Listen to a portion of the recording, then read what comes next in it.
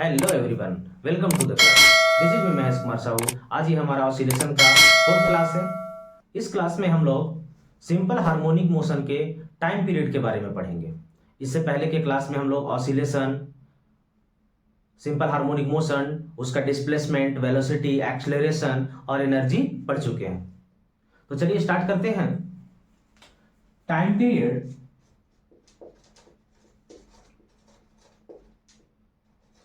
Of simple harmonic motion. Simple harmonic motion के case में हम लोग डिस्प्लेसमेंट का जो फॉर्मूला है वो जानते हैं। डिस्प्लेसमेंट का वैल्यू क्या होता है?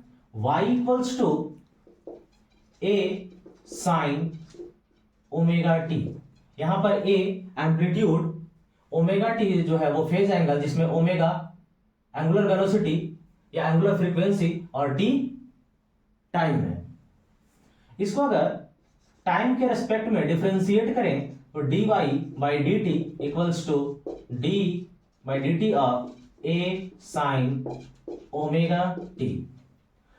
जब डिस्प्लेसमेंट को डिफरेंशिएट करेंगे टाइम के रेस्पेक्ट में तो क्या मिलेगा?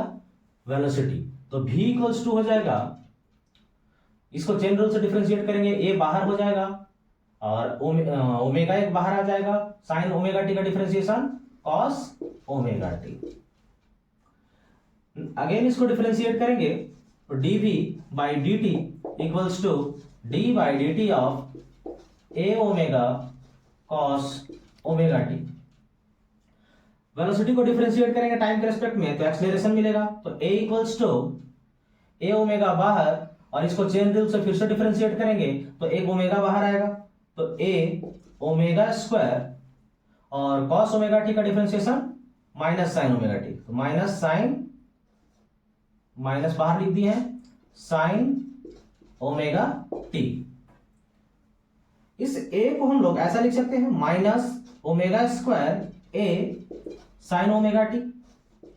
इसी को बस a को और ओमेगा स्क्वायर का जो प्लेस है वो इंटरचेंज कर दिए हैं।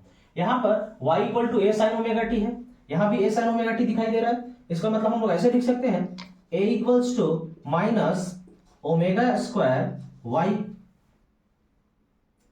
अगर हम लोग a का मैग्नीट्यूड की बात करें तो क्या हो जाएगा? Omega square y। और हम लोग के पास जो फॉर्मूला होता है फोर्स का, F इक्वल्स टू, अच्छा यहां से अगर ओमेगा का वैल्यू निकालना चाहे तो क्या हो जाएगा? ओमेगा इक्वल्स टू हो जाएगा, ओमेगा स्क्वायर इक्वल्स टू अभी हो जाएगा a बाई वाई। तो omega equals to root under a by y. और टाइम पीरियड का जो फॉर्मूला होता है t equals to 2 pi by omega. तो t इक्वल्स टू 2 पाई और ओमेगा का वैल्यू पुट करेंगे तो क्या हो जाएगा? Root under y by a। तो ये हमारे पास निकल गया टाइम पीरियड का फॉर्मूला, यानी t equals to 2 pi root under displacement, y क्या है? डिस्प्लेसमेंट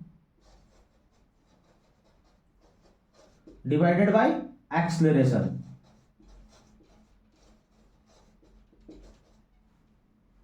ये हो गया टाइम पीरियड।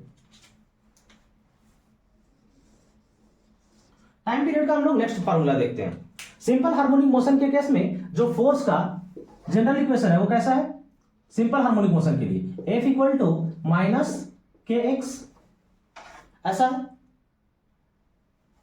और F इक्वल टू क्या होता है? Mass into acceleration. अभी हम लोग एक्सेलरेशन का जो वैल्यू निकाले हैं वो क्या निकाले हैं? Minus omega square y. इसको यहां पुट कर दे रहे हैं तो F इक्वल्स टू क्या हो जाएगा? Minus M omega square Y. इन दोनों इक्वेशन को देखिए, ये दोनों इक्वेशन में क्या दिखाई दे रहा है? ये भी सिंपल हार्मोनिक मोशन का इक्वेशन है और ये भी इक्वेट कर सकते हैं। तो क्या हो जाएगा? यहां से k का जो वैल्यू आएगा हमारे पास वो आ जाएगा, ये वैल्यू हमारे पास k का हो जाएगा तो m ओमेगा स्क्वायर। तो ओमेगा स्क्वायर इक्वल्स टू क्या हो जाएगा?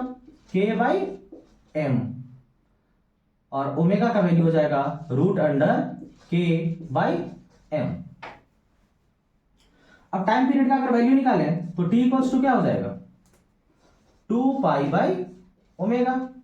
तो t इक्वल्स टू 2π, और ओमेगा का वैल्यू पुट करें तो क्या हो जाएगा, ये हो जाएगा m/k। ये आ गया टाइम पीरियड का वैल्यू। अगर ये रोटेशनल मोशन में हम लोग देखेंगे तो ये जो मास है वो बन जाएगा इनर्शिया फैक्टर I, और ये k क्या है, स्प्रिंग फैक्टर। ऐसा हो जाएगा t equals to 2π root under inertia factor divided by spring factor.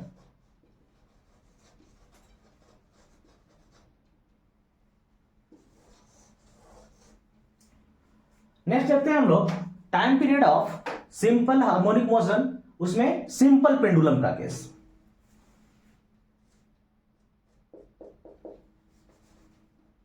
ये कोई सिंपल पेंडुलम है, अभी वर्टिकल के साथ वो एंगल थीटा बना रहा है। ये बॉब है जिसका मास m है, इसके ऊपर फोर्स को देखते हैं। तो इस डायरेक्शन में फोर्स टेंशन लगेगा, डाउनवर्ड डायरेक्शन में mg लगेगा। तो mg के दो कंपोनेंट बनेंगे, एक mg का ये कंपोनेंट और एक mg का ये कंपोनेंट। अगर ये एंगल थीटा है तो ये भी थीटा होगा, तो ये क्या बनेगा, mg cos थीटा, और ये mg sin थीटा। यहां से देखें तो इस बॉब को ऑसिलेट करने में हेल्प कौन कर रहा है, हेल्प कर रहा है mg sin थीटा। ये जो स्ट्रिंग है इसका लेंथ l है। तो इसका फोर्स का इक्वेशन देखते हैं।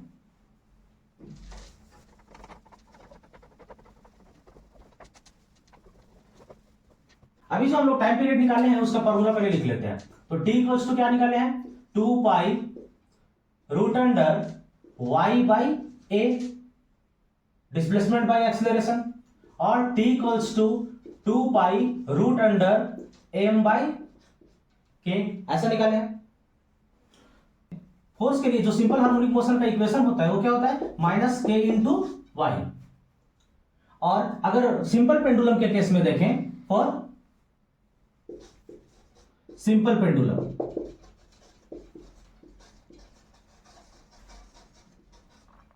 तो सिंपल पेंडुलम के केस में F इक्वल टू हेल्प कौन कर रहा है, SHM के लिए, तो T और mg cos थीटा एक दूसरे को बैलेंस कर रहे हैं।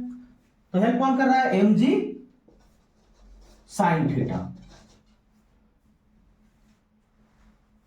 अगर एंगल बहुत छोटा हो, फॉर स्मॉल एंगल,